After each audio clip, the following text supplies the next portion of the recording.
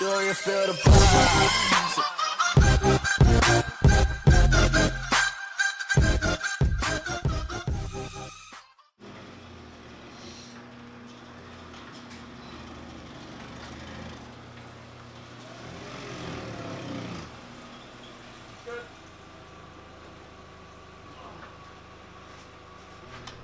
Something wrong with my car today, so today we're going to become mechanics, but for YouTube purposes I'm going to document this, so if I fix it, it can help somebody out there with the same vehicle as me. So I enter my lovely new Jetta, right? And yes, there are a lot of lights flashing. So the main problem consists of this red brake light that is flashing. That led me to the conclusion of something is definitely not right. If you decide to move, this noise comes on.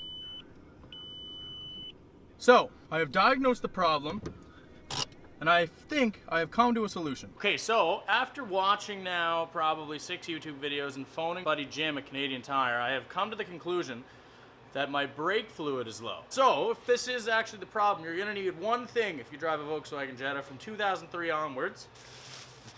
This is the solution to your problem. You need .4 brake fluid, the original specialized manufacturer for BMWs, Mercedes-Benz, Volkswagen, Audis, Volvos, Porsches, and Mini Coopers. So if you drive a Volkswagen Jetta from 2003 onwards, you're pretty much on the same level as an Audi, Volvo, Porsche, and a Mini Cooper. So that's pretty good to start. Now, before we start working on this, we have to do one important thing that I think is the most important when it comes to working on a vehicle. So 1 second. So now that you got your proper outfit on, you got your hard hat, you got a beer, and you got a light, all that's left to do is open the engine cover and see what's happening. I want to thank Snap-on for the sponsorship.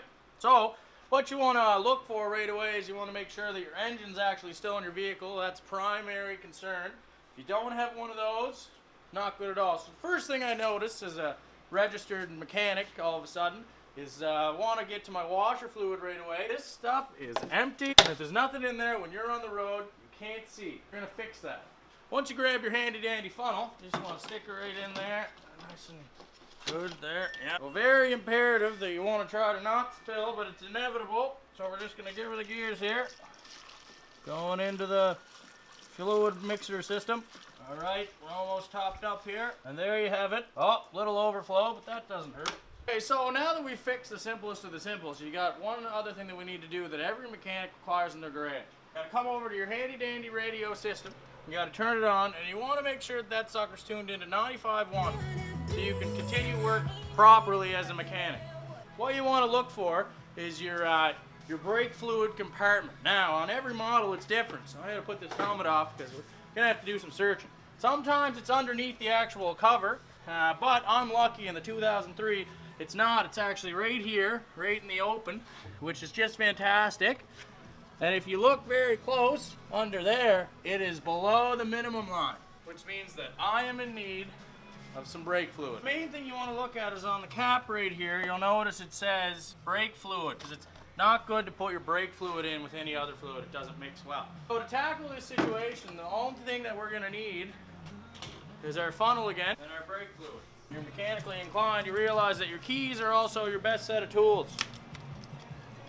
Give that a puncture there. Here we go with the brake fluid into the brake compartment. You want to sit this right in there, good fit. You want to make sure you can see your levels. Then you want to give her a handy dandy pour. We can see that line start to rise. And some leaking out, apparently. So maybe it's worse than we thought. Oh no, she's got to seep through. She's slow to seep into the tank, but if you can see in there, our minimum line, it's now over the minimum, which is a good thing. And you don't want to over exceed the maximum either. That's really bad. You want to make sure that you keep her in between those two lines. So right now we're looking pretty close. We'll give her a little more here, and we should be good. So now the only thing left to do is start the vehicle, but before you do that, you want to open your garage door to make sure that all your exhaust gets out, or else you could die, and nobody wants that. Alright guys, and now for the moment of truth. Start her up, parking brakes on. Take it down. Now we're going to go to move, and we're going to pray that that light doesn't come on. Alright guys, there you have it. Solution to the problem. I want to give a shout out to all my YouTube friends that helped me figure this out for myself. Because let's be honest, if we were going to take that to a mechanic, how much would that cost? Well, at least $70 to get it through the door. And then I don't know how much they charge you for the brake fluid. So yeah, that's just, you know, use YouTube and Google. Because I was able to save myself $150, I'd argue even $200. I also want to give a shout out to Jim at Canadian Tire. He really pointed me in the right direction with the fluid.